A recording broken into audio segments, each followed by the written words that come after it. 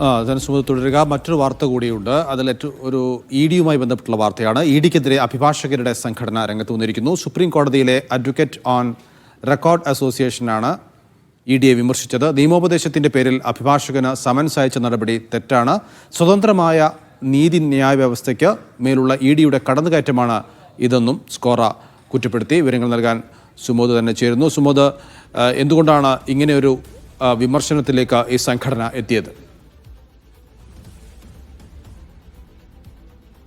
നൗഫൽ, ഏറെ നിർണായകമായിട്ടുള്ള ഒരു പ്രശ്നത്തിലാണ് ഇപ്പോൾ സ്കോറ ഇടപെട്ടിരിക്കുന്നത്. അതായത് അരവിന്ദ് ദാത്തർ എന്ന ഒരു മുതിർന്ന അഭിഭാഷകനോട് ഒരു ബിസിനസ് ഗ്രൂപ്പ് നിയമോപദേശം തേടിയിരുന്നു. അവർ ഇഡി ചോദ്യം ചെയ്യലിന് വിധേയമാകുന്ന ഒരു ഗ്രൂപ്പാണ്, ഇഡി പരിശോധനയ്ക്ക് വിധേയമാകുന്ന ഗ്രൂപ്പാണ്.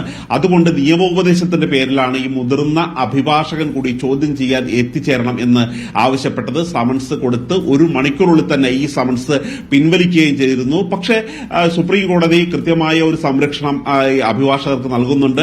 ഏതെങ്കിലും തരത്തിലുള്ള നിയമോപദേശം സ്വീകരിച്ചതിന് ശേഷം ആ നിയമോപദേശം നേടുന്ന കക്ഷി ഏതെങ്കിലും കുറ്റത്തിൽപ്പെട്ടാലോ അല്ലെങ്കിൽ അവർക്ക് ഏതെങ്കിലും തരത്തിലുള്ള നിയമ നടപടികൾ സ്വീകരിക്കേണ്ടി വന്ന ഒരു സാഹചര്യം ഉണ്ടായെങ്കിൽ പോലും ഒരു കാരണവശാലും പ്രതിക്കൂട്ടിലേക്ക് അഭിഭാഷകർ കയറാൻ പാടില്ല. അവരെ ഒരു കാരണവശാലും ആ തരത്തിൽ കേസെടുക്കുകയോ സമൻസ് കൊടുക്കുകയോ അവരെ അറസ്റ്റ് ചെയ്യുകയോ ഒന്നും ചെയ്യരുത് എന്ന തരത്തിൽ ഒരു അഭിഭാഷകർക്ക് കൃത്യമായ ഒരു സംരക്ഷണമുണ്ട്.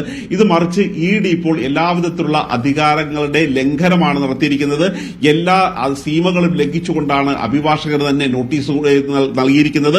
ഇത് പിൻവലിച്ചെങ്കിൽ പോലും ഒരു കാരണവശാലും അംഗീകരിക്കാനാവാത്ത ഒരു നടപടിയാണ് ഇഡിയുടെ ഭാഗത്തുനിന്നുണ്ടായിരിക്കുന്നതെന്ന് ചൂണ്ടിക്കാട്ടി ശക്തമായ വിമർശനം തന്നെയാണ് അഡ്വക്കേറ്റ് ഓൺ റെക്കോർഡ് അഭിഭാഷക സംഘടനയുടെ ഭാഗത്തുനിന്നും ഇപ്പോൾ പുറത്തിറക്കിയിരിക്കുന്ന വാർത്താക്കുറിപ്പിൽ അവൾ അറിയിച്ചിരിക്കുന്നത്.